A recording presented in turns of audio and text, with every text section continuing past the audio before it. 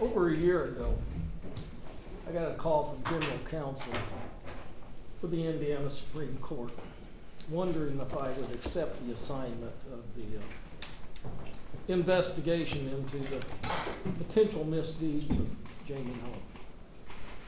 I wasn't given any explanation as to the allegations that were being levied against him. Yet I accepted the assignment as my duty to the citizens of the state of Indiana.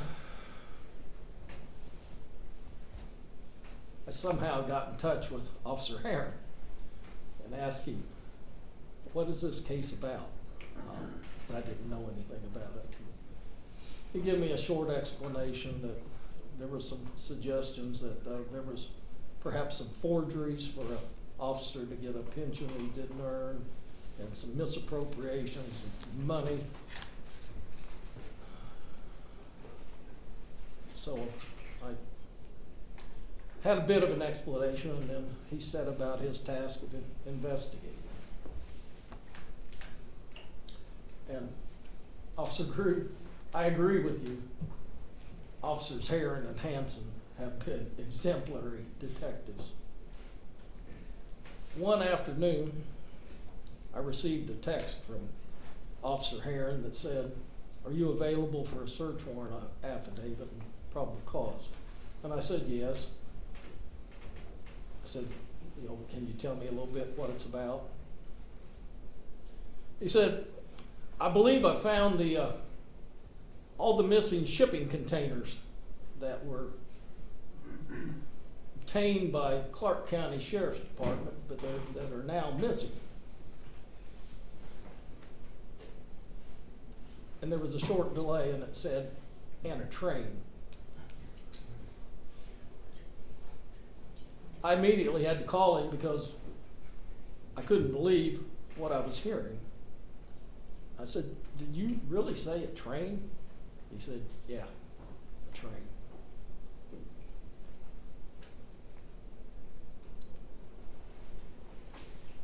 That's the way this case has proceeded, one outlandish discovery after another. I was here last Friday listening to arguments concerning John Miller and the change of venue because of public outrage that the citizens of Clark County have been directly deceived, defrauded, betrayed, ignored, all the while waiting for help that came too late. Mr. Noel, you tarnished the badge you were given by the citizens who you tricked into voting for you and trusting you. You have failed everyone who has ever worn a uniform, whether it be law enforcement, firefighters, EMTs, or the like. You profess to promote democratic freedom, yet you behaved as a political fascist, thwarting and bullying those who would not submit to your will. How do you restore public trust in their government and their need for equal justice under the law, not just for Jamey Noel's friends, but for fair treatment for all of those who seek to uphold our office with integrity? Restoring trust means allowing justice to prevail. I respect and adopt Superintendent Carter's words when he indicated, as a public servant, you give to those in need, not take from them when their backs are turned, and that one person can destroy what 1,000 have built. You should have adhered to his advice many years ago. We have heard today that real lives were lost in exchange for your greed. Employees lacked equipment and staff to effectively perform their duties, and therefore the citizens of Clark County, and perhaps Floyd County, lost their loved ones. The town of Charleston had to find means to ensure funding for a resource officer for their schools to protect their children again, because of your greed. You failed as an uncle and a brother in all regard. You failed as a father. I would have thought that any honorable man would have accepted responsibility for their misdeeds instead of getting your daughter arrested and charged. Yet you sat silent until today. Your commitment to your extravagant greed even went so far as to steal from your nieces and nephews, your deceased brother's children. What could be more reprehensible than that? Your actions have revealed that your lust for power and pleasure are worth far more than the lives of those entrusted to you for your care, but today the court says otherwise. I have wrestled with the idea of accepting or rejecting this plea. When I was here last Friday,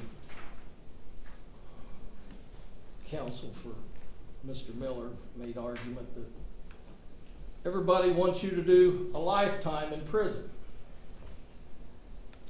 And maybe that's what you deserve.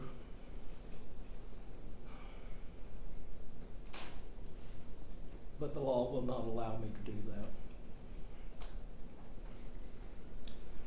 that. I asked Office of Court Services to do an analysis. Fellow up there I respect, and is probably a lot smarter than me, as to what the minimum and maximum I might be able to give to you would be. And we've had discussions about that, and I've discussed it with others and done my own research. I could give you perhaps more time, but then I would be subject to an appeal, and the Court of Appeals might lower my sentence substantially, as I recently had done in Washington County. They thought I give them too much. I thought I was right, but the Court of Appeals said otherwise. You can't just take each count and add a year. There's issues concerning continuous criminal conduct and minimum and maximum and how they're tied together with all the other charges and time elements. So as I've analyzed this, I've come to the conclusion that it's a very substantial sentence, considering that these are level 5s and level 6 felonies.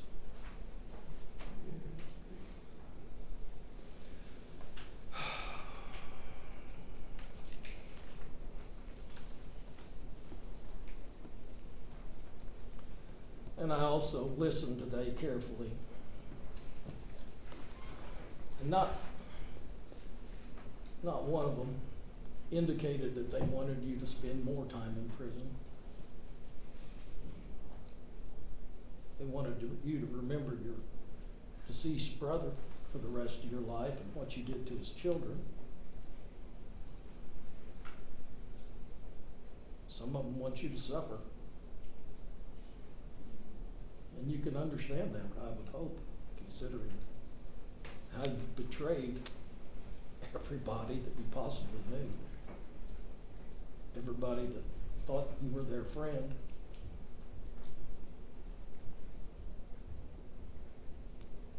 Matt Owen could barely look at you. He held you up as a father figure. Supported you when you were telling everybody it's a witch hunt. He still believed you. Yet you deceived everybody. Witch hunt.